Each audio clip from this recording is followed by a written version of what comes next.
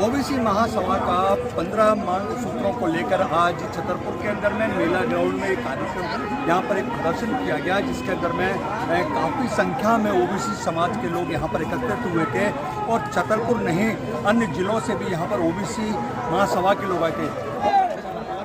मैं बात करने जा रहा हूँ कि आज किस तरह की यहाँ पर कार्यक्रम किया गया, आप क्या करें? मालूम मैं कह रहा हूँ बुंदेलखंड में पूरा अत्याचार बढ़ता जा रहा है। बस प्रगति की कोई नहीं सोच रहा है यहाँ पे, तो यहाँ के लोगों की प्रगतियाँ होए, यहाँ के लोग सुख से रहें। ऐसा मैंने देखा है, एक भी नेता यहाँ पर नहीं आ रहा है जो हमारे गरीब लोगों पे ओबीसी SC ST पे अत्याचार अन्याय हो रहे हैं, जिन पर केस लगाए जा रहे हैं, जबरदस्ती बंद किया जा रहा है। तो यहाँ बिल्कुल कोई सुनवाई नहीं है। अब यहाँ की जनता आंदोलन पर तारी हो गई है। एक बात बताइए कि प्रधानमंत्री भी ओबीसी है, अपने मुख्यमंत्री भी हैं, उसके बाद में राज्यपाल भी हैं, और उसके बाद जब इतना कुछ होने के बावजूद भी अगर नहीं सुना जा रहा है तो कहाँ किसकी कमजोरी किसकी गलती मानेंगे आप? देखिए, प्रधानमंत्री अच्छे व्यक्ति हैं, अच्छे काम कर रहे हैं, मुख्यमंत्री अच्छे व्यक्ति हैं, अच्छे काम करते हैं, जो अच्छा है उसको अच्छा कहा जाएगा, लेकिन उनको हाईजैक किया हुआ है। हमारे मुख्यमंत्री जी को बड़ी समाजों ने उसको हाईजैक कर लिया है और उसको न लगने दे रहे, न लगने दे रहे, जो कह रहे हैं वो करवा रहे हैं। तो हम ऐसा तो बहुत कम सुनने में आता है कि एक मुख्यमंत्री को, प्रदेश के मुखिया को अगर कोई हाईजैक करे, क्योंकि बॉस इज ऑलवेज राइट होता है, तो कहीं ना कहीं कैसे उसको कैप्चर कर सकते हैं? सलाहकार, चौतरफा सलाहकार ऐसे बैठे हैं। तो एक बार उन्हें नेक माई के लाल कह दिया था, सरकार गिरा दी थी, आपको तो पता है वो से यार। और फिर प्रीतम मोदी को निष्कासित नहीं करेंगे, वो नाराज तो नहीं करेंगे ऊंची समाज को, जो स्वर्ण समाज है उनको हमारे मुख्यमंत्री ने आया। अच्छा, एक आपका एक चल रहा था कि आपने बागेश्वर धाम जी के खिलाफ में कुछ यहाँ समाज के बारे में कुछ बोला था, उसके बारे में क्या कहें? मैंने बागेश्वर धाम के बारे में अभी नहीं बोला खिलाफ मैंने।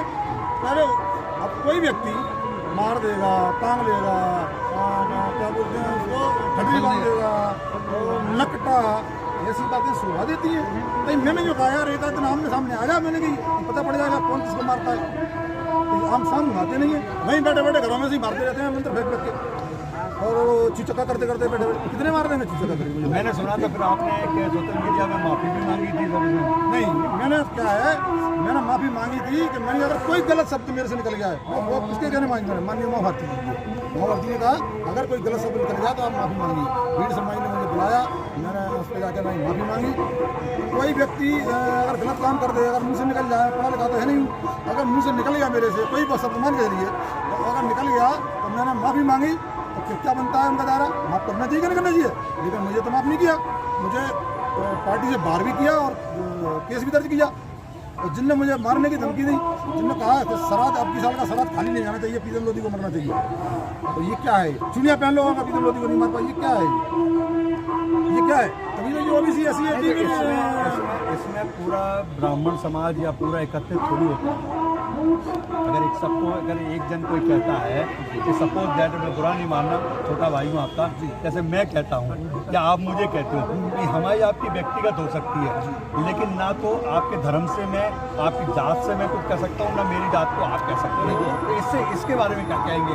अब तुम बताइए, बारह सुधार क्यों कहा? मैंने इसके खेत जोते हैं या मैंने इसके कैसे मकान में कब्जा किया? मैं उनकी बात नहीं कर रहा हूँ, उनका आपका व्यक्तिगत हो सकता है, लेकिन नहीं है ना, अन्य ब्राह्मण हुए या हुए उनके ऊपर ये ब्राह्मणों के ऊपर तो मैंने की नहीं। तो ये बंडा वाला केस हुआ था ना, एक बच्ची का केस हुआ, वो उसके घर में अरुण मिश्रा जाया करता था और उस बच्ची को ले जाके अपहरण करके नहीं, उसके संग में रेप करके नहीं, उसको इतना मारा कि वो उल्टी हो गई। उस और पुलिस पे, प्रशासन पे वो मांगने आए मदद, लाठीचार्ज हुआ।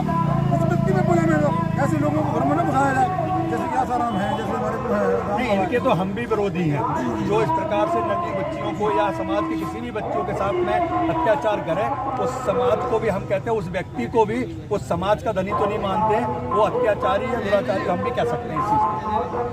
अच्छा, मैं तुमसे एक प्रश्न करूँगा, आप पत्रकार हो। के मिश्रा जी ने गाली दे के बात करी। के मिश्रा ने ये कहा, आपको तो मालूम कितनी गाली दी, उन पर कार्रवाई क्यों नहीं हुई?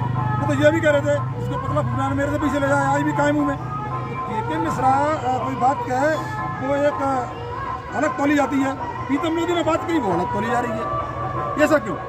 नहीं, हमारे संविधान में इस तरह का न्याय की व्यवस्था है, चाहे पुलिस हो, चाहे प्रशासन हो, चाहे न्याय व्यवस्था हो। FIR आदेश सब एक बराबर होती है, चाहे एक छोटे व्यक्ति पे भी होती है और बड़े व्यक्ति पे भी होती है, ये न्याय व्यवस्था होती है। फिर वो डिपेंड ऑन करता है कि आप कितनी जगह से, जैसे आपने कार्यक्रम किया, आज आप लोगों ने कई चीज़ों के शब्दों का मंचासीन, कई लोग थे जिन्होंने मंचासीनों को भी बोला, कई समाज के लिए भी बोला।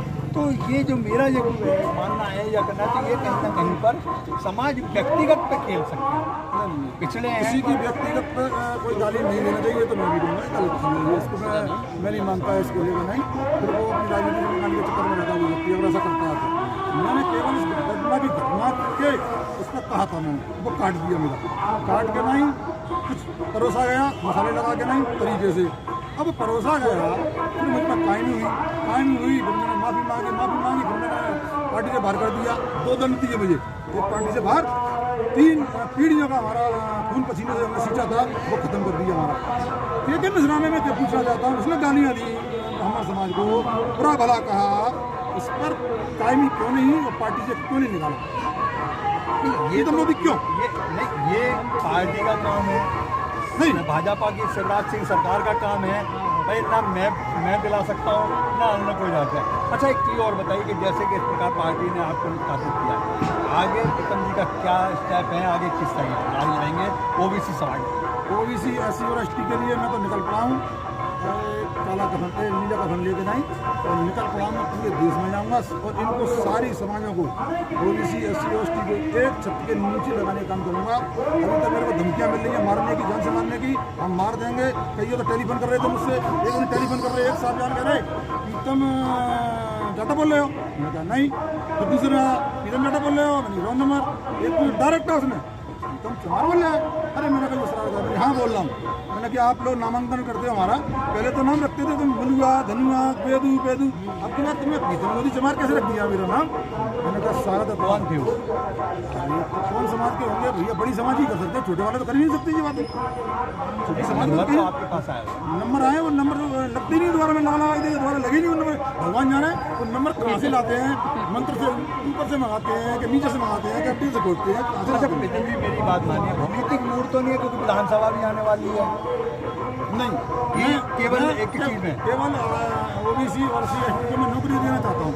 मैंने कहा भी था दिल्ली से, मैंने 1 करोड़ कैसे बनोगे नौकरी? कैसे मैं दूंगा हर गांव में चुनाव लड़के? नहीं, अरे बैठे मैंने सब लोगों से कहा कैसे साहब? हम आपको बता देता हूँ, हर गांव में 4 समाजें होती हैं, 3-4 होती हैं, बड़ी समाजें, उनके लड़के पढ़े लिखे मैंने देखे ग्रेजुएट चप्पल चटकाते फिर रहे हैं। मैंने उनसे कहा कि तुम 6 महीना आप हवन करना सीख जाओ, 6 महीने में सीख जाओगे, और 6 महीने में ब्याह पढ़ना सीख जाओगे, और 6 महीने में कथा करना सीख जाओगे, और 6 महीने में आप जो कथा बोलते हैं वो सीख जाओगे।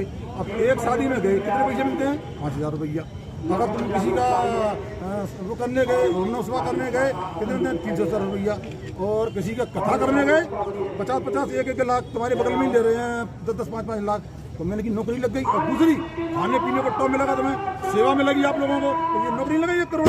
पूरे गाँव में 4-4 डालिए आप, गुणा करिए, पूरे हिंदुस्तान में जाना था 1 करोड़ नौकरी होगी नहीं होगी? लेकिन उसके लिए ज्ञान भी चाहिए होता है। और 6 महीने बोलते रहो पढ़ो, इनकी क्या बस अगर धोखे से कहीं भूख से एक किसान जो है किसानी करेगा, खेती करेगा, और साथ साथ में आपने तो उनको ब्राह्मणों की जगह जो हवन पूजन और भागवत कथाएं करने ये भी इंसान है ना। मैं ये कह रहा हूँ, इसकी तो मैं कह रहा हूँ कि हवन पूजन करने के लिए बनाए, इस चीज़ में आप ये मान के चलिए कि इतनी अच्छी नौकरी कभी मिल सकती है? तो इन लोगों के जो आरामदायक नौकरी है ये मिल सकती है। लेकिन ये तो कहा जाता है कि जो ईश्वर के द्वारा जो दिया गया था, जैसे अभी आप एक मंचासीन भी कह रहे थे कि जो वर्ण को सावन शाहियों ने बनाया था, लेकिन यही तो कहीं ना कहीं कम की बात आती है कि सावन शाहियों ने वर्ण नहीं बनाए थे, ब्रह्मा जी के रचित जो वर्णों को उसको बनाया जाता है। तो ये कहीं ना कहीं ये भी तो चीज़ें देखी जाएंगी ना। अगर ये स्टडी करेंगे, अगर पढ़ेंगे लिखेंगे, मैं कहीं धोखे से प्रधानमंत्री और मुख्यमंत्री बन गया तो मैं तो इनकी ना ये ओम नमः शिवाय की क्या पढ़ने की, कथा कराने की, अपन तो ज्ञानपीठ खुलवाएंगे। कुल मिला के इस बार है कि मोदी जी को इस बार विधानसभा चुनाव मध्य प्रदेश 2024 में आने वाले हैं, उसकी तैयारियों में लगातार लग के और अपने ही समाज के लोगों का भला करने का प्रयास में लगातार करेंगे। अपनी समाज नहीं, OBC SC और ST, अच्छा सबको लेके और जो गरीब लोग, अब देखिए एक ब्राह्मण बच्ची के संग अत्याचार हो रहा है ग्वालियर में, क्या मैं उसकी मदद नहीं कर रहा? मैं वो तो ब्राह्मण की बच्ची है, गरीब तबके की है, अगर पैसे वाली होती तो हो जाता, नहीं होता। तो ये क्यों कहते हैं लोग पीते उन्हीं की नहीं पता, मैं गरीबों की बात कर रहा हूँ। नहीं, मैं व्यक्तिगत किसी पे नहीं कहता, आप गरीबों पे कर रहे हो, मैं तो कह रहा हूँ ना, आप तो हर समाज के लिए करिए ना।